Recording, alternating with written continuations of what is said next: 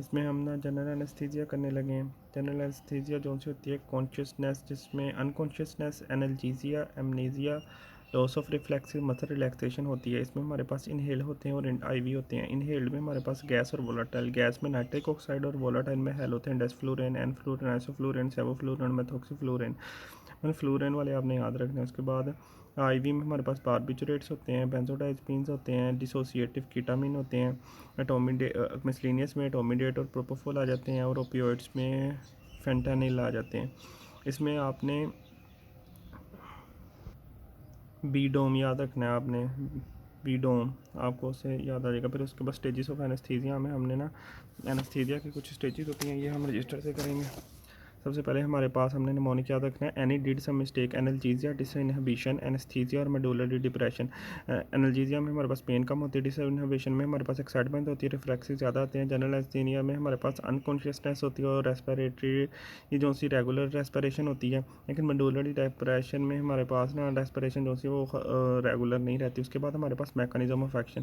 तमाम एनेस्थीसिया का mechanism of action है कि गैबा इनहिबिटर्स पर इनका गैबा पे ये एक्साइटेटरी होते हैं, तो हमारे पास ये गैबा पे ये जो उनसे इनका इनहिबिटरी एक्शन होता है। और NMDA रिसेप्टर जो कि हमारे पास ग्लूटामिनर्जिक रिसेप्टर होता है, एक्साइटेटरी कीटामिन उनको इनहिबिट करता है।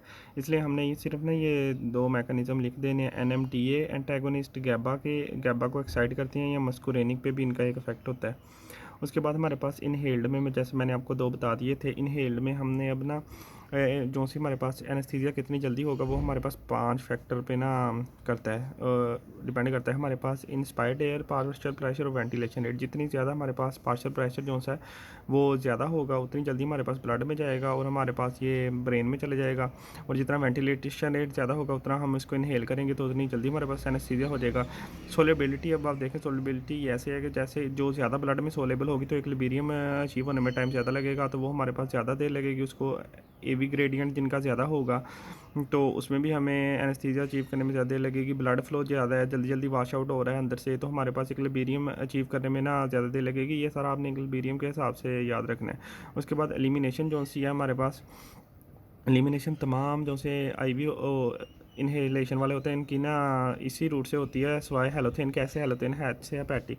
उसके बाद हमारे उसके बाद हमारे पास स्पीड ऑफ इंडक्शन में आपने याद रखना है। हमारे पास इसके इफेक्ट देखे जाएँ तो इसने CNS का भी डिप्रेशन, CVS का भी डिप्रेशन, रेस्पिरेटरी भी डिप्रेशन और इंट्राक्रेनियल प्रेशर जो सा हमारे पास ज़्यादा कराना है। CNS, CVS, respiratory depression, 3 main system का, और इंक्रीज्ड इंट्राक्रेनियल प्रेशर जो सा हमारे पास रेस्पिरेटरी वैसे रेट तो ज़्यादा कराता है लेकिन टाइडल वॉल्यूम कम करा देता है, तो एट द एंड ये रेस्पिरेटरी डिप्रेशन ही कराता है।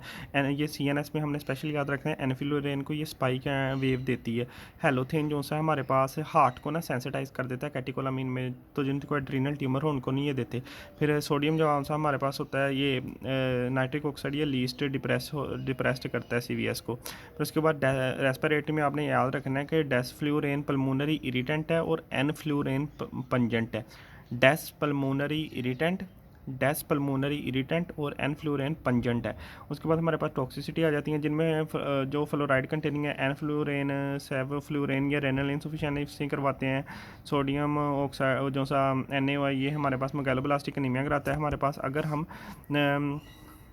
न्यूरोमस्कुलर ब्लॉकर के साथ एनेस्थीसिया दे दें तो हमारे पास मैलिग्नेंट हाइपरथर्मिया हो सकती है। ये उन पेशेंट में होता है जिनमें हमारे पास ना रेनोडाइन रिसेप्टर जो से होते हैं उनकी जीन में म्यूटेशन होती है, L टाइप कैल्शियम चैनल में म्यूटेशन होती है।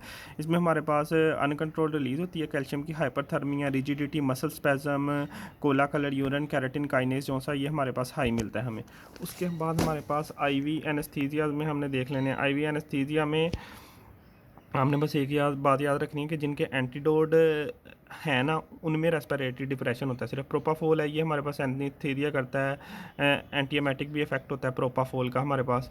ये हमारे पास हम ICU पेशेंट सर्जरी में यूज़ करते हैं। बेंजोडाइज़पीन में से हम डियाजोलैम करते हैं जिसका लॉन्ग एक्शन होता है, और ये हमारे पास रेस्पिरेटरी डिप्रेशन का आता है, लेकिन इसको फ्लूमेज़ानिल दे के हम ना ठीक कर लेते हैं। बारबिचुरेट थायोपेंटानिल का शॉर्ट ड्यूरेशन ऑफ एक्शन होता है। कीटामिन आपको मैंने बता दिया। डिसोसिएटिव एनेस्थीसिया वो होता है जिनमें पेशेंट कॉन्शियस रहता है लेकिन पेशेंट में कैटाटोनिया, एनाल्जेसिया, एमनेसिया हम डेवलप करवाते हैं।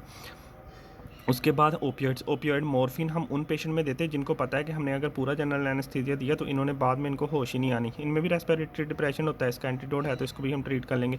एटोमीडेट जो सा है ये उन पेशेंट में देते हैं जिनको कार्डियक या रेस्पिरेटरी डिजीज़ होती है, तो उनमें ये हम दे सकते हैं एटोमीडेट। ये हमारे पास मायोक्लोनस या एडर्नल इंसफिशेंसी कराता है। डेक्स मेड एटोमीडेट जो सा ये अल्फा 2 एडर्नर्जिक एगोनिस्ट होता है, ये भी हमारे पास एनेस्थीसिया में हम दे सकते हैं। इसके बाद हमारे पास एक इंपॉर्टेंट चीज़ रहेगी, मीन एल्व्यूलर एनेस्थेटिक कंसंट्रेशन।